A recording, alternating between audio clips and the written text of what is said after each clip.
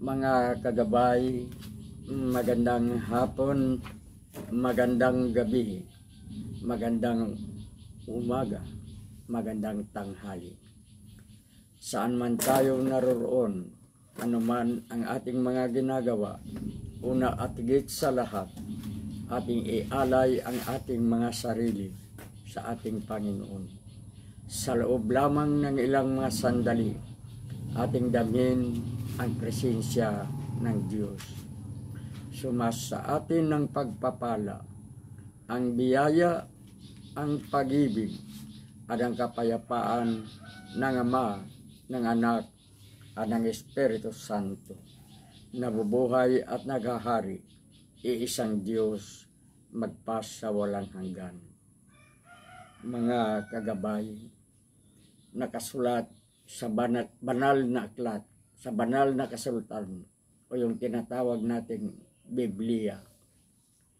Ang aral at turo ng ating Panginoon na huwag nating husgahan ang sinuman, na huwag nating husgahan ang ating kapwa sa panlabas na anyo. Sa totoo lang, sa ating pag-aaral, bata pa tayo, elementary, sinasanay na tayo sa pag-aaral ng ating guro na ang sinasabi, huwag nating husgahan, huwag nating hatulan ang isang aklat sa pamamagitan ng kanyang balat. Do not judge a book by its cover. Yan ang sabi ni teacher. Kaya ito ang dapat nating tandaan. Sapagkat mismo ang aral na ito mismo ay atin rin mababasa sa banal na aklat. Huwag niyong husgahan ang inyong kapwa sa panlabas na anyo. Tayo, tao lamang tayo. Totoo. Likas na sa atin ang magiging mahina, ang magiging makasalanan. At madali tayong husga. Pag makakita tayo ng isang slim, ang katawan ng isang tao, sa ating paghusga, dagdagan ito at sasabihin natin, nako, ito na naman si payatot. O di naman kaya, kung kasalungat naman yung ating makikita, ito na naman si tabatsoy. Para bagang ang tingin natin sa lahat ng mga slim ay mga payat. At ang tingin natin sa lahat ng may mga magaganda ang katawan ay mga matataba, matipuno at malakas. Alam nyo mga kagabay, ang gabay kaigay natin ito ay ating ipangangaral sa pamagitan ng mga halimbawa. Mga halimbawang maaring maniniwala tayo, ngunit may katotohanan, may aral tayong mapupulot. Itong sa huwag tayong humusga sa kapwa. May isang salaysay. Hindi natin alam kung ito ay kwentong barbero o ito ay totoong pangyayari. Pero ayon nga sa nagkwento sa atin, totoong pangyayari ito sa buhay ng kanyang kaibigan. Yung kanyang kaibigan ay anak ng mayaman. Nag-aaral ito sa isang kolehiyo. At mayaman, matalino. So ikang ay hinahabol ng mga chicks. Hinahabol ng mga girls. Ikang ng kanyang mga kasamahan. Matalino, mayaman. At mayroon sang isang kaklase na higit na matalino sa kanya sapagkat sumusunod lamang ito sa kanya sa tinatawag natin honor roll o denslet. Palibas ay parehong matalino, naging magkasama, nagkaintindihan. Malapit na silang mag-graduate. Itong dalaga, itong babae, anak ng isang labandera, anak ng isang ina na nagsasadlay ng labada sa kanyang pag-aahinti, masipag, matyaga. At ang ama naman isang kumikita pero sabi nga, tamang-tama lang at minsan kulang pa nga. Pero matalino din ang ika nga siyang number 1. Matalino, mabait, tahimik, maganda. Nasa kanya. So nagkaintindihan itong dalawa. At isang araw malapit nang mag-graduate yung binata. Tinawag siya ng kanyang mother na sosyal, mayaman. Sabi ng kanyang mother, anak, ano ba itong narinig ko na niligawan mo yung isang kaklase na anak ng labandira, anak ng isang patagutom, kung ano-ano ang sinasabi. Hindi umimik ang binata sapagkat alam niya ang ugali ng kanyang ina. Ngunit,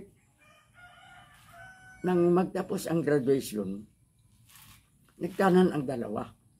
Nagtanan kasi ayaw ng donya na magiging manugang niya ang anak ng isang labandera at ahinti lamang at isang pahinanti. Ayaw niya. Nais niya na ang magiging asawa ng kanyang anak ay katulad nilang nasa alta sosyedad. Yan ang sabi ng inang mayabang. Nagtanan ang dalawa. At nang sila ay namanhikan sa bahay ng lalaki, pinalaya sila. Minura yung babae kung ano-anong pinagsasabi. Ngunit sumama yung kanyang anak doon sa kanyang itinanan at sila ay namanhikan doon o kaya umakyat sila doon sa mga magulang ng dalaga saan tinanggap sila na tunay na mga tao at itinuturing kaagad ng mga anak. So magawa, nagtana na, nagmamahalan, at handa naman sa buhay mag-asawa ang dalawa sapagkat pareho nang tapos sa pag-aaral at may naghihintay na magandang hanap buhay.